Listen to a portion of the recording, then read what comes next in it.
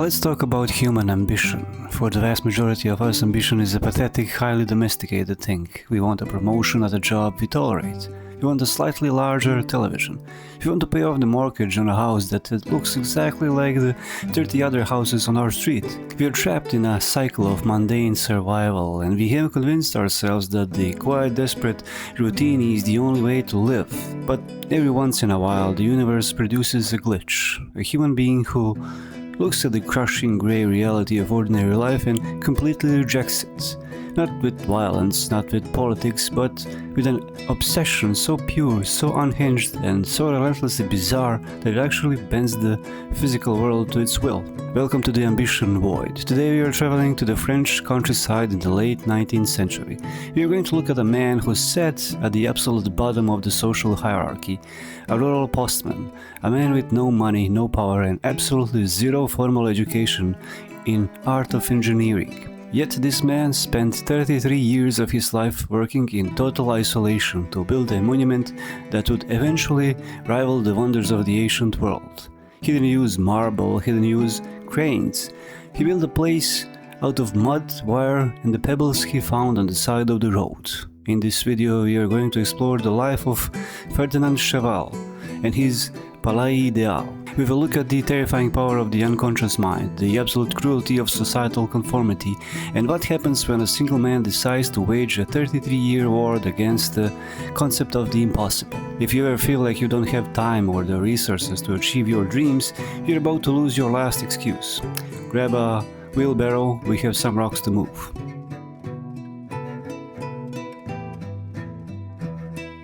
To understand the sheer, staggering scale of this obsession, we have to look at the man before the madness. In April 1879, Joseph Ferdinand Cheval was 43 years old. He lived in Hauterives, a small, unremarkable village in southeastern France. He was a facteur, a rural postman. Every single day, regardless of the weather, Cheval walked an 18-mile, 29 kilometers, road to deliver the mail.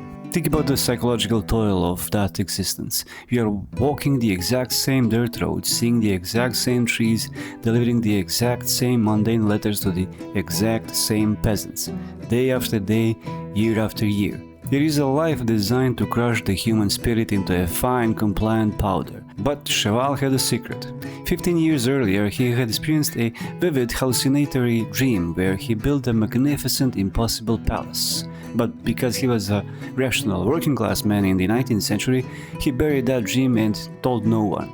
Society tells you that postmen do not build palaces. Postmen deliver the mail and then they die. And then the universe intervened.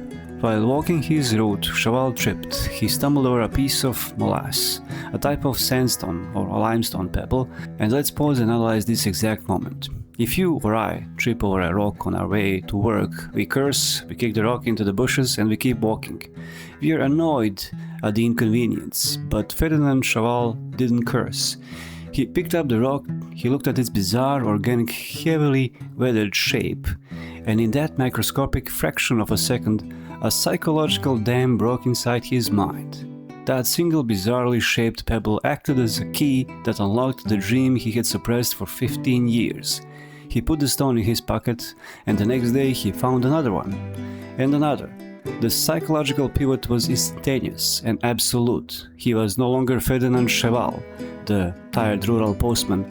He was an architect. He had no money, no land, no blueprints, and no training, but he had a pocket full of rocks, and he had a vision that was screaming to get out of his head. The ambition void had been filled, and the world was about to witness the birth of a magnificent madness.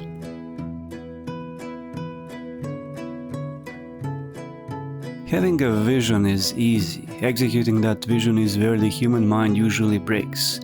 Let's look at the brutal, agonizing logistics of Cheval's obsession. He didn't quit his job, he couldn't afford to, so he continued to walk his 18-mile postal route every single day. But now as he walked, he was hunting. When he found stones with right shape, he would pile them up on the side of the road. After he finished his grueling 18-mile shift, he didn't go home to rest. He grabbed a wooden wheelbarrow, which he affectionately called his faithful companion, and he walked the route again to collect the piles of stones he had left behind. He would haul hundreds of pounds of rock back to a small plot of land he had purchased, and then as the sun went down, he would light a small oil lamp. While the rest of the village slept, Cheval would mix lime, mortar and cement by hand, and he would build. He did this in the blistering heat of the French summer. He did this in the freezing, bone-chilling rain of the winter. For 33 years, 10,000 days, 93,000 hours of solitary, back-breaking labor. Welcome to the Madness Void. If you want to know how society treats true individuality, look at how the village of Hauterives, or however you spell it, treated Ferdinand Cheval. His neighbors didn't look at him with awe. They looked at him with absolute mocking contempt. They called him the village idiot. They whispered that he was a lunatic. They laughed at the old man pushing a wheelbarrow full of garbage through the dark. Society has a very strict set of rules for how you are allowed to destroy yourself. If Cheval had spent his evenings drinking himself to death in the local tavern, the villagers would have accepted him. That is normal, socially accepted form of decay. But because he was using his free time to build a monument to his own imagination, he was deemed a threat to the social order. People are terrified of anyone who possesses a purpose they cannot understand. But Cheval didn't care. The repetitive, meditative nature of his labor had become his armor. The mockery of the peasants simply bounced off of him. He wasn't building the palace for them. He was building it because if he stopped, the vision in his mind would consume him alive. The madness wasn't a disease. It was the only thing keeping him sane.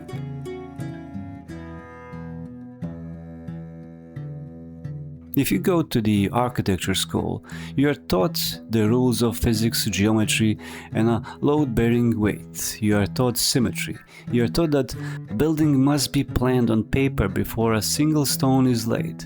Ferdinand Cheval didn't have paper, he had the structural void.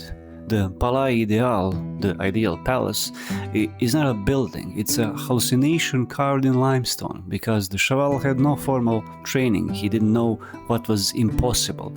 He just started stacking rocks and binding them with wire and cement. The visual language of the palace is chaotic, overwhelming explosion of global mythology and organic textures. Cheval was a postman, which meant he delivered the first widely distributed illustrated magazines to the rural French public.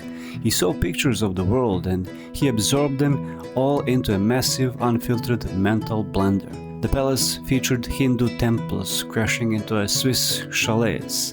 There are Egyptian gods, Christian crosses, and Algerian mosques. There are sculptures of octopuses, ostriches, elephants, and giants. The walls don't look like they were built by a human. They look like a coral reef that grew out of the earth, or a dripping cavernous stalactite formation from another dimension. According to the engineering logic of the 19th century, the Palais Idéal should have collapsed under its own weight within a month. He used wire to reinforce the concrete decades before reinforced concrete became a standard architectural practice. He accidentally invented modern engineering techniques simply because he needed a way to make his nightmare stand up straight. Because there was no blueprint, the palace didn't go up like a normal building. It grew organically, like a fungus of pure willpower. He would build a tower, decide it needed a gargoyle, add the gargoyle, and then build a labyrinth underneath it. He carved poetry and philosophical quotes directly into the walls. He wrote on one of the stones, "The work of one man." It was a massive physical middle finger to the entire academic establishment. He proved that raw, unfiltered human imagination, when backed by relentless psychotic resistance, can completely bypass the need for formal education.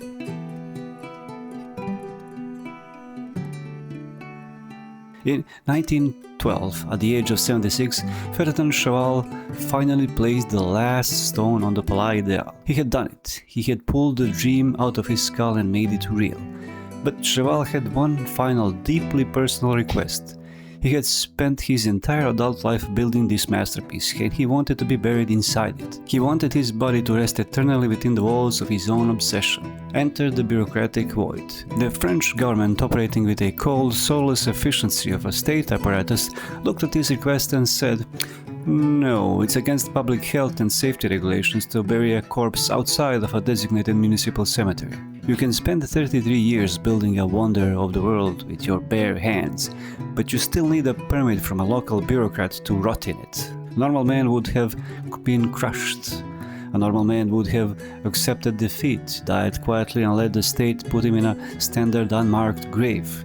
But Ferdinand Cheval was not a normal man. He was the architect of anarchy. Cheval looked at the French authorities, essentially said, "Fine," and walked to a local cemetery. At the age of 78, when most men can barely walk to the kitchen, Cheval picked up his wheelbarrow, grabbed a shovel, and started building again. He spent the next 8 years of his life building his own mausoleum at the village cemetery. He called it Tomb of Silence and Endless Rest. It was built in the exact same chaotic, organic, wildly intricate style as his palace. He finished it in 1922. Having successfully outstubborned the French government, he died 1 year later at the age of 88. He was buried exactly where he wanted to be, inside his own art. Absolute undisputed giga-chad behavior. But the story doesn't end with his death. For a few years the palace sat there, a bizarre local curiosity, but then the 20th century arrived, and with it the Surrealist movement. Legendary artists like Pablo Picasso, Salvador Dali and André Breton discovered Cheval's work. They didn't see the work of a village idiot, they saw the Holy Grail. The Surrealists hailed the Palais Idéal as an absolute masterpiece of the unconscious mind. They viewed Cheval as the pioneer of what we now call outsider art created outside the boundaries of the official culture, driven purely by raw, internal necessity rather than academic perfection. The very same society that had mocked him, spat on him and called him a madman was now sending the greatest artistic minds of the century to marvel at his pebbles. In 1969, the French Minister of Culture officially declared the palace a historical monument, legally protecting it forever. The postman had won.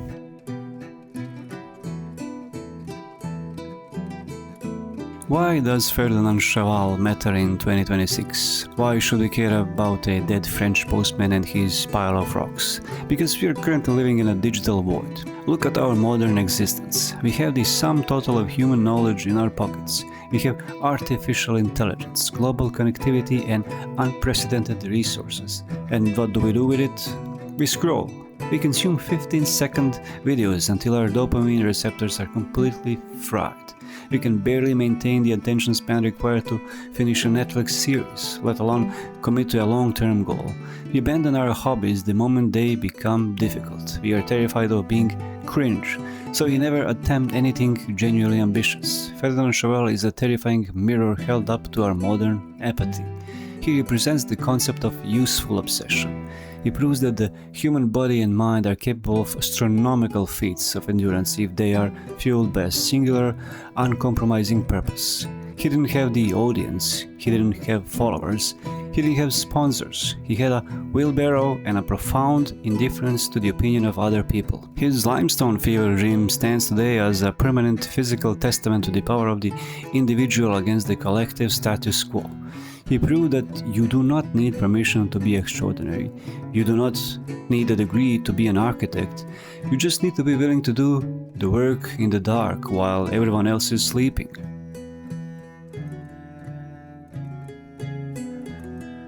You know, the story of this Palais Idéal is not really a story about architecture. It's a story about the terrifying potential that lies dormant inside every single human being. We all have a 15-year-old dream buried in the back of our minds. We all have a vision that we suppressed because society told us to be realistic, to get a safe job, to pay our taxes and to blend in. We walk our mundane 18-mile roads every day, staring at our feet, waiting for the clock to run out. But the road is full of pebbles. Ferdinand Cheval tripped over a rock and instead of cursing, he used it to build a castle. He looked at the dirt and saw a monument. So the only question left to ask is this: what pebbles are you currently stepping over in your own life? What bizarre, impossible visions are you ignoring because you are terrified of the villagers that might laugh at you? Let them laugh. The villagers are forgotten. The palace remains. Stay strange, stay sharp, and whatever you do, don't forget your wheelbarrow. See ya.